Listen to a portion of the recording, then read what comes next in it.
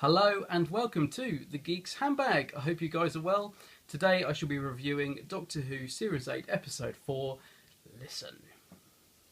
How long has he been there?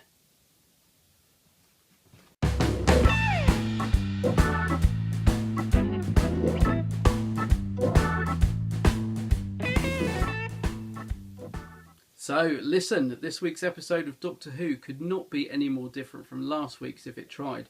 And it was always going to be an episode that divided opinion, I think. But overall, I really enjoyed it personally. I loved the start with the Doctor tinkering around in the TARDIS and asking himself all these kind of crazy questions like, are we ever really alone? And that set things up nicely for the rest of the episode. After the opening credits, we joined Danny and Clara on a rather awkward date, and I found this a bit of a clunky start to the episode, I have to be honest. I thought the chemistry between the two actors was a bit off, but that may have been down to the strange dialogue they were given. But then Clara was whisked away by the Doctor to meet little Rupert Pink, and all credit to this guy, this young chap. It was his first acting role, and I think he did a really good job as the terrified child at this care home. The scene with this thing under the duvet was simply chilling, and I really like the fact that we never really found out what it was under there. I thought that was, a rather nice, eerie touch to the episode. I thought Jenna Coleman was back on top form again this week, I'm pleased to say. I loved the scene where she was setting out the soldiers under Rupert's bed as protection. I thought it was a really nice scene and really well acted out. I love the chemistry between Clara and the Doctor again, especially all the little jibes they were throwing at each other, like the Doctor saying about the mirror needing three sides. Some lovely humour in there, in between all the sort of suspense, so that was good.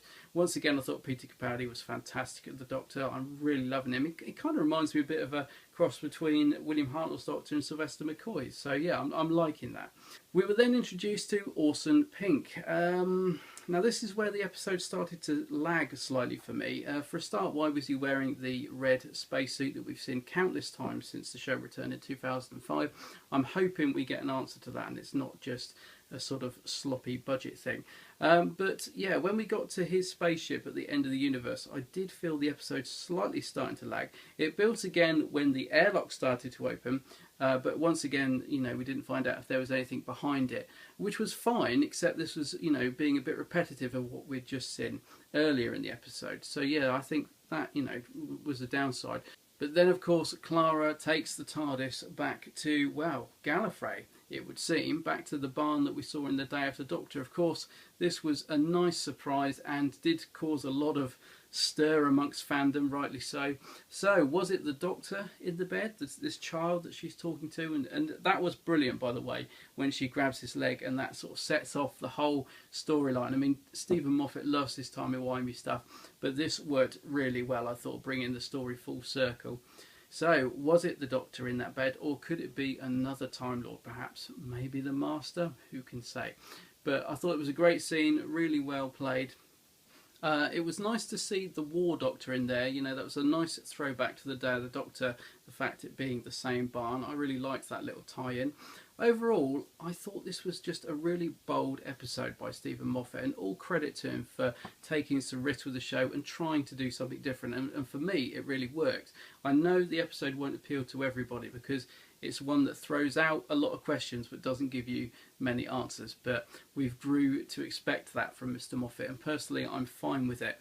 Some of the questions that didn't get answered, was there anything under the bedsheet or behind the airlock? Was it the Doctor, the young Doctor in the bed in the barn, or could it be another Time Lord? What's the link between all the Pinks? Mr. Pink, Rupert, Orson, Danny? Why did the cloister bell sound in the TARDIS when the Doctor was brought back in by Orson? Lots and lots of questions. And I noticed we didn't get any colourful character this week. No character with a colour for a surname for once, and also no appearance of Missy or mention of the Promised Land. So that was quite good, I thought. That gave that a bit of a rest.